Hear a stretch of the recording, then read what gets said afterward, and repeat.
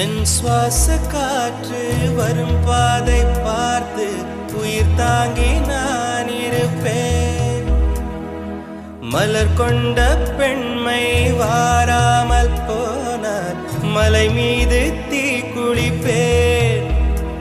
என் உயிர் போகும் போனாலும் துயரில்லை கண்ணே, அதற்காகவா பாடினேன்.